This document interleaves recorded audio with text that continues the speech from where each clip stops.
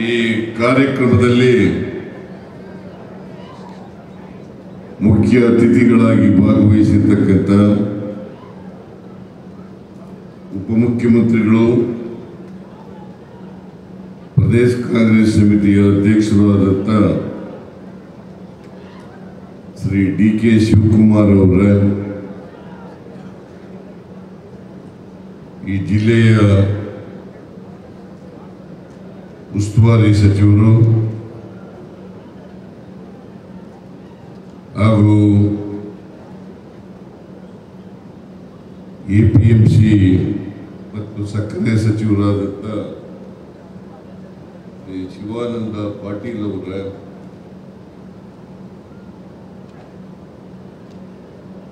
ಲೋಕೋಪಯೋಗಿ ಸಚಿವರಾದಂಥ ಶ್ರೀ ಸತೀಶ್ ಜಾರಕಿಹೊಳಿ ಅವರ,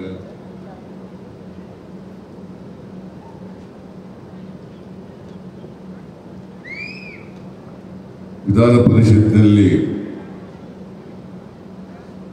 ಮುಖ್ಯ ಸಚೇತಕರಾದಂಥ ಶ್ರೀ ಸಲೀಂ ಅಹಮದ್ ಅವರ, ಈ ಕಾರ್ಯಕ್ರಮದ ಅಧ್ಯಕ್ಷತೆ ವಹಿಸಿರ್ತಕ್ಕಂಥ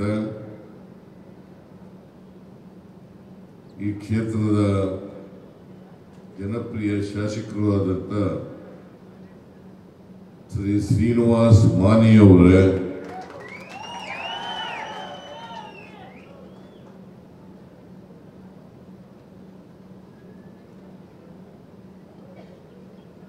ಶ್ರೀ ಪ್ರಕಾಶ್ ಅವರ,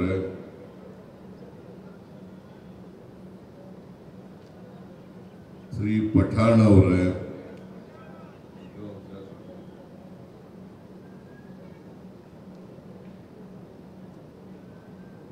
ಅಜ್ಜಂಪೀರ್ ಖಾದ್ರಿ ಅವರ, ಮಾಜಿ ಶಾಸಕರು ಸೋಮಣ್ಣ ಬೇವನ್ಮರದವರ, ಅಧ್ಯಕ್ಷರು ಗಡಿ ಪ್ರದೇಶ ಅಭಿವೃದ್ಧಿ ಪ್ರಾಧಿಕಾರ ಶ್ರೀ ಎಸ್.ಆರ್. ಪಾಟೀಲ್, ಉಪಾಧ್ಯಕ್ಷರು ಗ್ಯಾರಂಟಿ ಯೋಜನೆಗಳ ಅನುಷ್ಠಾನ ಸಮಿತಿ, ಆನಂದ್ ಗಡ್ಡದೇವರ ಮಠ್, ನಮ್ಮ ಪಕ್ಷದ ಮುಖಂಡರು ಮತ್ತು ಕಳೆದ ಲೋಕಸಭಾ ಅಭ್ಯರ್ಥಿಯಾಗಿದ್ದಂಥವರು, ಸಂಜೀವನ್ ನೇರ್ಲಿಗಿಯವರು, ಅಧ್ಯಕ್ಷರು ಜಿಲ್ಲಾ ಕಾಂಗ್ರೆಸ್ ಸಮಿತಿಯ ವೇದಿಕೆ ಮೇಲಿರ್ತಕ್ಕಂಥ ಎಲ್ಲ ಕಾಂಗ್ರೆಸ್ನ ಮುಖಂಡರುಗಳೇ, ಇಲ್ಲಿ ನೆರೆದಿರ್ತಕ್ಕಂಥ ಎಲ್ಲ ಆತ್ಮೀಯ ಕಾಂಗ್ರೆಸ್ ಕಾರ್ಯಕರ್ತ ಬಂಧುಗಳೇ, ತಾಯಂದಿರೇ, ಯುವಕ ಮಿತ್ರರೇ, ಸುದ್ದಿ ಮಾಧ್ಯಮದ ಎಲ್ಲ ಗೆಳೆಯರೇ, ಇವತ್ತು ಆನಗಲ್ ವಿಧಾನಸಭಾ ಕ್ಷೇತ್ರದಲ್ಲಿ ಸುಮಾರು 650 ಕೋಟಿ ರೂಪಾಯಿಗಳು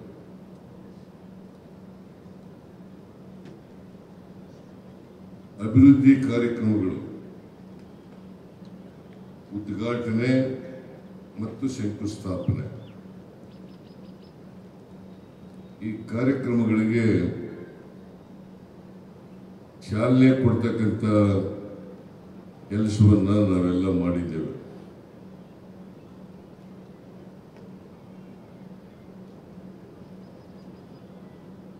ಹಾವೇರಿ ಜಿಲ್ಲೆ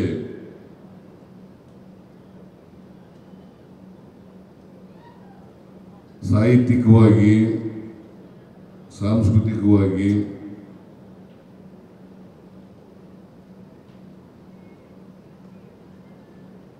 ಹೆಚ್ಚು ಕರ್ನಾಟಕ ರಾಜ್ಯದಲ್ಲೇ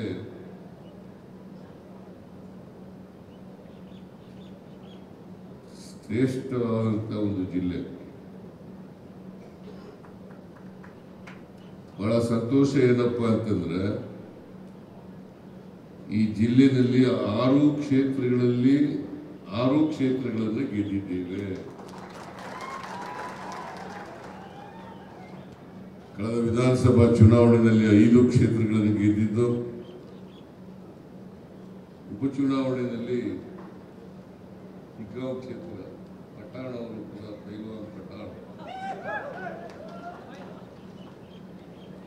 ಅವರು ಕೂಡ ಗೆದ್ದಿದ್ದಾರೆ. ಅದು ಯಾರನ್ನು ಸೋಲಿಸಿದ್ದು? ಹಿಂದೆ ಮುಖ್ಯಮಂತ್ರಿಯಾಗಿದ್ದಂತ ಬಸವರಾಜ ಬೊಮ್ಮಾಯಿ ಅವರ ಮಗ.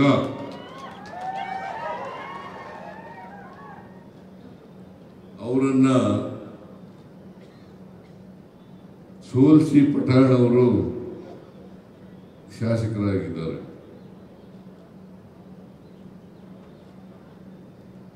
ಅಂದ್ರೆ ಇಡೀ ಹಾವೇರಿ ಜಿಲ್ಲೆ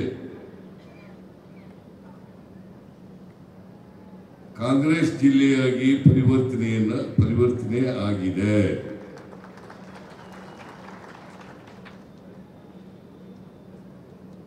ಲೋಕಸಭೆಯನ್ನು ಕೂಡ ಗೆಲ್ಲಬೇಕಾಗಿತ್ತು. ನಾವು ಗಡ್ಡದೇವರ ಮಟ್ಟಕ್ಕೆ ಗೆಲ್ತಾರೆ ಅಂತ ನಾನು ಅನ್ಕೊಂಡಿದ್ದೆ, ಆದ್ರೆ ಗೆಲ್ಲಿಲ್ಲ.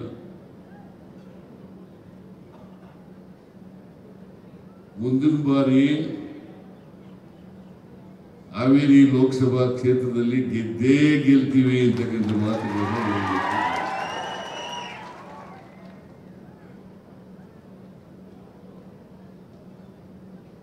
ನಾವು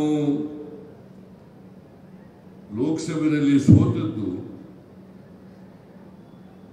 ಹಿಂದೆ 2013ರಿಂದ 2018 ಏನು ಕೆಲಸ ಮಾಡಲಿಲ್ಲ ಅಂತಲ್ಲ, ಅಥವಾ ಕಳೆದ 1 ವರ್ಷದಲ್ಲಿ ನಾವೇನು ಕೆಲಸ ಮಾಡಲಿಲ್ಲ ಅಂತಲ್ಲ.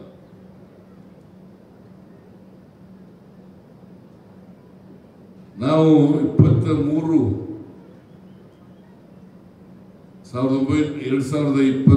ಇಸ್ವಿ ಮೇ 20ನೇ ತಾರೀಕು ಅಧಿಕಾರಕ್ಕೆ ಬಂದವು. ಬಹುಶಃ ಯಾವುದಾದ್ರೂ ಸರ್ಕಾರ ಕೊಟ್ಟ ಮಾತಿನಂತೆ ನಡ್ಕೊಂಡಿದ್ರೆ, ನುಡಿದಂತೆ ನಡೆದಿದ್ರೆ ಅದು ಕಾಂಗ್ರೆಸ್ ಸರ್ಕಾರ ಮಾತ್ರ ಅಂತಕ್ಕಂಥದ್ದು ತಿಳಿಸಲಿಕ್ಕೆ ನಾನು ಡಿ.ಕೆ. ಶಿವಕುಮಾರ್ ಮತ್ತೆ ಇನ್ನೂ 8 ಜನ ಮಂತ್ರಿಗಳು ಮೇ 20ನೇ ತಾರೀಕು 2023 ಪ್ರಮಾಣವಚನ ಸ್ವೀಕಾರ ಮಾಡಿದ್ರು. ನಾನು ಮುಖ್ಯಮಂತ್ರಿಯಾಗಿ ಪ್ರಮಾಣವಚನ ಸ್ವೀಕಾರ ಮಾಡಿದೆ. ಶಿವಕುಮಾರ್ ಉಪಮುಖ್ಯಮಂತ್ರಿಯಾಗಿ ಪ್ರಮಾಣ ಸ್ವೀಕಾರ ಮಾಡಿದ್ರು. ಬೇರೆ ಮಂತ್ರಿಗಳು ಬೇರೆ ಬೇರೆ ಇಲಾಖೆಗಳ ಮಂತ್ರಿಗಳಾಗಿ ಸ್ವೀಕಾರ ಮಾಡಿದ್ರು. ನಾವೆಲ್ಲರೂ ಕೂಡ ನೇರ ಸಚಿವ ಸಂಪುಟದ ಹಾಲಿದೆಯಲ್ಲ, ಅಲ್ಲಿ ಹೋಗಿ ಅವತ್ತೇ ಮೊದಲನೇ ತೀರ್ಮಾನ ಮಾಡೋದೇನಪ್ಪ ಅಂತಂದ್ರೆ 5 ಗ್ಯಾರಂಟಿ ಯೋಜನೆಗಳನ್ನ ಜಾರಿ ಕೊಡಬೇಕು ಅಂತಕ್ಕಂಥ ತೀರ್ಮಾನವನ್ನು ಮಾಡ. ಬಹುಶಃ ದೇಶದ ಇತಿಹಾಸದಲ್ಲಿ ಕೊಟ್ಟ ಮಾತುಗಳು ಏನು ಭರವಸೆಗಳಿದ್ದಾವೆ, 5 ಭರವಸೆಗಳನ್ನ ಈಡೇರಿಸ್ತೀವಿ ಅಂತೇಳಿ ತೀರ್ಮಾನ ಮಾಡಿರ್ತಕ್ಕಂಥ ಸರ್ಕಾರ ಅದು ಕಾಂಗ್ರೆಸ್ ಸರ್ಕಾರ ಅಂತಕ್ಕಂಥದ್ದನ್ನು ತಮಗೆ ತಿಳಿಸಲಿಕ್ಕೆ ಬಯಸ್ತಾ ಇದ್ದೆ. ನಾವು ಮೇನಲ್ಲಿ ಅಧಿಕಾರಕ್ಕೆ ಬಂದು ಜೂನ್ 11ನೇ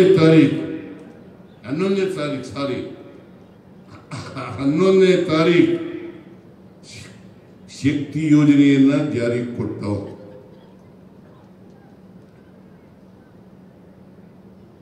ಒಂದು ತಿಂಗಳು ಇಲ್ಲ, 20 ದಿನಗಳಲ್ಲಿ ಶಕ್ತಿ ಯೋಜನೆಗೆ ಜಾರಿ ಕೊಟ್ಟು, ಆಮೇಲೆ ಜುಲೈ ತಿಂಗಳಲ್ಲಿ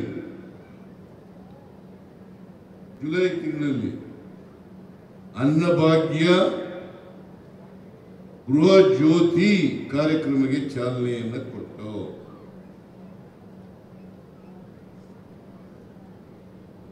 ಆಮೇಲೆ ಆಗಸ್ಟ್ ತಿಂಗಳಲ್ಲಿ ಗೃಹಲಕ್ಷ್ಮಿ ಯೋಜನೆಗೆ ಜಾರಿ ಕೊಟ್ಟು,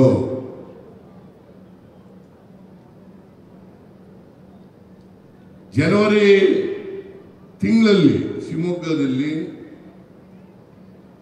ಯುವ ನಿಧಿ ಕಾರ್ಯಕ್ರಮಕ್ಕೆ ಜಾರಿ ಕೊಟ್ಟು, ಅಂದ್ರೆ 1 ವರ್ಷ ತುಂಬುವುದರೊಳಗಡೆ ಎಲ್ಲ 5 ಕಾರ್ಯಕ್ರಮಗಳನ್ನ ಜಾರಿ ಕೊಟ್ಟಿದ್ದೀವಿ. ಹೇಳಿ, ಈಗ ನಾವು ನುಡಿದಂತೆ ನಡೆದಿದ್ದೀವೋ ಇಲ್ಲವೋ? ಬಹಳ ಜನ, ವಿಶೇಷವಾಗಿ ವಿರೋಧ ಪಕ್ಷದವರು,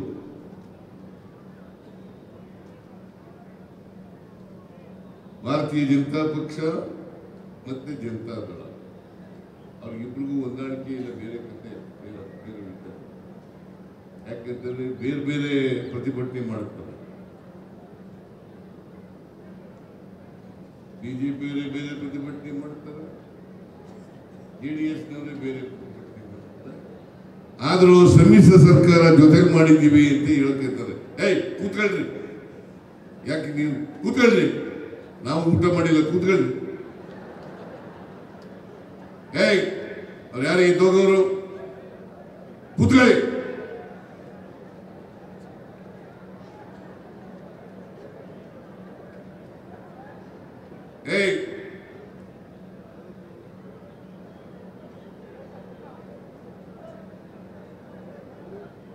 ಆದ್ರಿಂದ ವಿರೋಧ ಪಕ್ಷದವರು ಇದ್ದಾರಲ್ಲ,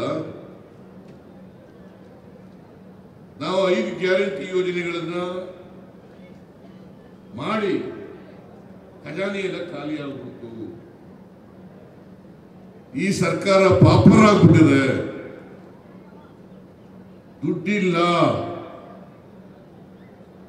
ನಾನು ನಿಮಗೆ ಒಂದು ಮಾತನ್ನ ಹೇಳಲಿಕ್ಕೆ ಬಯಸ್ತಾ ಇದ್ದೇನೆ.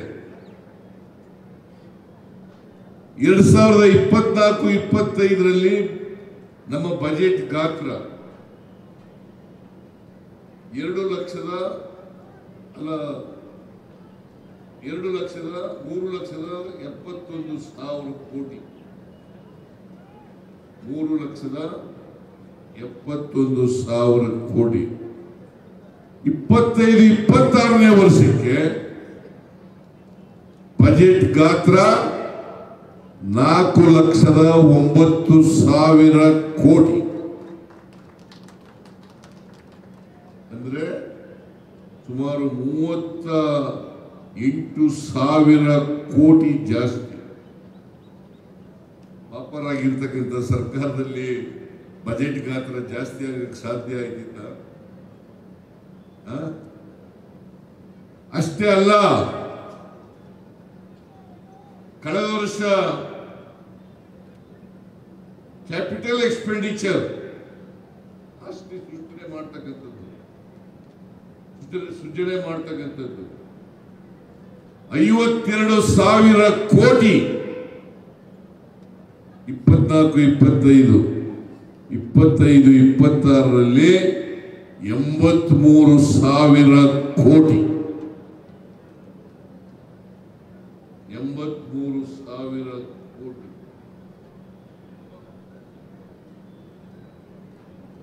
ಗ್ಯಾರಂಟಿ ಯೋಜನೆಗಳಿಗೆ ಹಣ ಖರ್ಚು ಮಾಡಿ ಅಭಿವೃದ್ಧಿ ಕೆಲಸಗಳಿಗೆ ದುಡ್ಡಿಲ್ಲ ಅಂತ ಅನ್ನೋದಾದ್ರೆ, ಇಷ್ಟೊಂದು ಸುಮಾರು 31,000 ಕೋಟಿ ರೂಪಾಯಿಗಳನ್ನ ಕ್ಯಾಪಿಟಲ್ ಎಕ್ಸ್ಪೆಂಡಿಚರ್ಗೆ ಖರ್ಚು ಮಾಡಕ್ಕೆ ಸಾಧ್ಯ ಆಯ್ತಿತ್ತ? 2 ತರದ ಖರ್ಚುಗಳಿದ್ದಾವೆ. ಒಂದು ರೆವಿನ್ಯೂ ಎಕ್ಸ್ಪೆಂಡಿಚರ್, ಇನ್ನೊಂದು ಕ್ಯಾಪಿಟಲ್ ಎಕ್ಸ್ಪೆಂಡಿಚರ್. ರೆವಿನ್ಯೂ ಎಕ್ಸ್ಪೆಂಡಿಚರ್ ಅಂತಂದ್ರೆ ಆಸ್ತಿ ಸೃಜನೆ ಮಾಡ್ತಕ್ಕಂಥ ಖರ್ಚಲ್ಲ. ಕ್ಯಾಪಿಟಲ್ ಎಕ್ಸ್ಪೆಂಡಿಚರ್ ಅಂತಂದ್ರೆ ಆಸ್ತಿ ಸೃಜನೆ ಮಾಡ್ತಕ್ಕಂಥದ್ದು. ಇದ್ರ ಜೊತೆಗೆ ಸುಮಾರು 50,000ಕ್ಕೂ ಹೆಚ್ಚು ಕೋಟಿ ರೂಪಾಯಿಗಳನ್ನ 50,000ಕ್ಕೂ ಹೆಚ್ಚು ಕೋಟಿ ರೂಪಾಯಿಗಳನ್ನ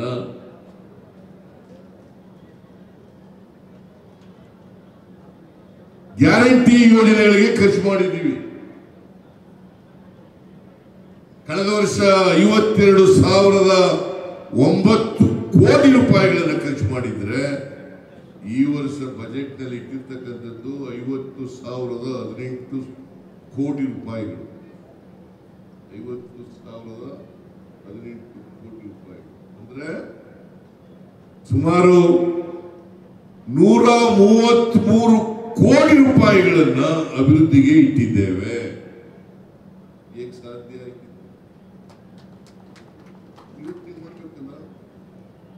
ನಮ್ಮ ಕಾರ್ಯಕರ್ತರು ಅರ್ಥ ಮಾಡ್ಕೋಬೇಕು ಇದನ್ನ. ಹೇಗೆ ಬಿಜೆಪಿಯವರು ಸುಳ್ಳು ಹೇಳ್ತಾ ಇದ್ದಾರೆ,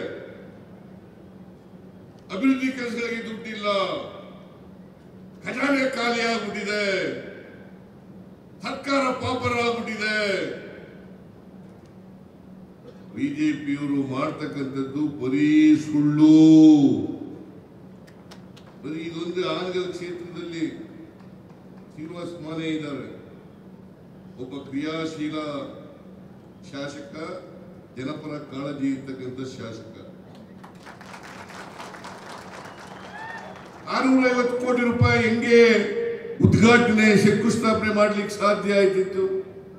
ದುಡ್ಡಿಲ್ಲದೆ ಹೋಗಿದ್ರೆ ಅದು ಕುಡಿಯ ನೀರು ಯೋಜನೆ,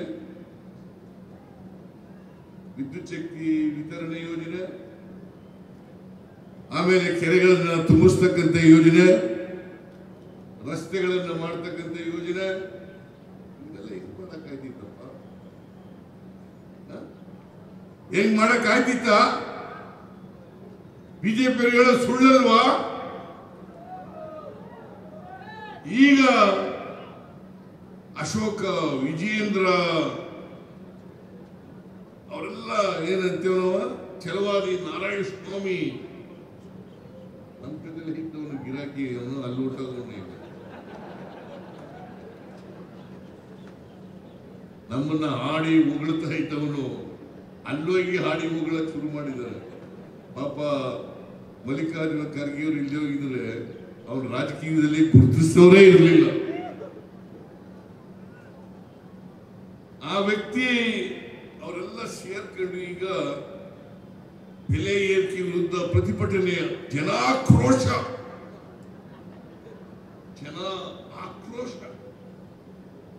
ಯಾರ ವಿರುದ್ಧ ಆಕ್ರೋಶ?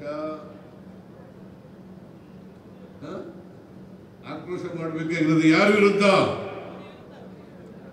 ಅವರಿಗೆ ನಿಜವಾಗಿ ಮಾನ ಮರ್ಯಾದೆ ಇದ್ದಿದ್ರೆ ಆಕ್ರೋಶ ಮಾಡಬೇಕಾಗಿರ್ತಕ್ಕಂಥದ್ದು ನರೇಂದ್ರ ಮೋದಿ ಅವರ ವಿರುದ್ಧ, ಕೇಂದ್ರ ಸರ್ಕಾರದ ವಿರುದ್ಧ ಅಂತಕ್ಕಂಥದ್ದನ್ನ ಅರ್ಥ ಮಾಡಬೇಕಾಗ್ತದೆ.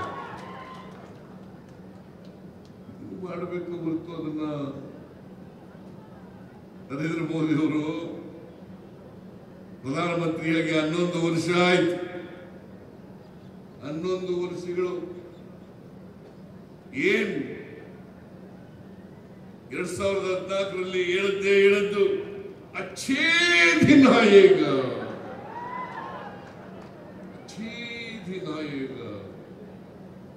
ಇವತ್ತು ದೇಶದಲ್ಲಿ ಒಳ್ಳೆ ದಿನಗಳು ಬಂದಿದ್ದಾವ? ಒಳ್ಳೆ ದಿನ ಬಂದಿದೆಯೇನ್ರಿ? ಅಚ್ಚೇ ದಿನ ಈಗ ಎಲ್ಲ ಬೆಲೆಗಳೆಲ್ಲ ಇಳಿಸ್ಬಿಡ್ತೀವಿ.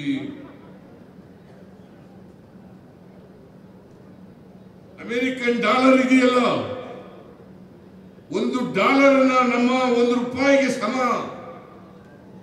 ತಂದ್ಬಿಡ್ತೀನಿ. ಅಮೆರಿಕನ್ ಡಾಲರ್ ಇವತ್ತು ಎಷ್ಟಾಗಿದೆ? ಅವತ್ತೆಷ್ಟಿತ್ತು 2014ರಲ್ಲಿ? ಅವತ್ತು $59 ಇತ್ತು. $1 ಬೆಲೆ $59. ಇವತ್ತು $86. Mister Narendra Modi G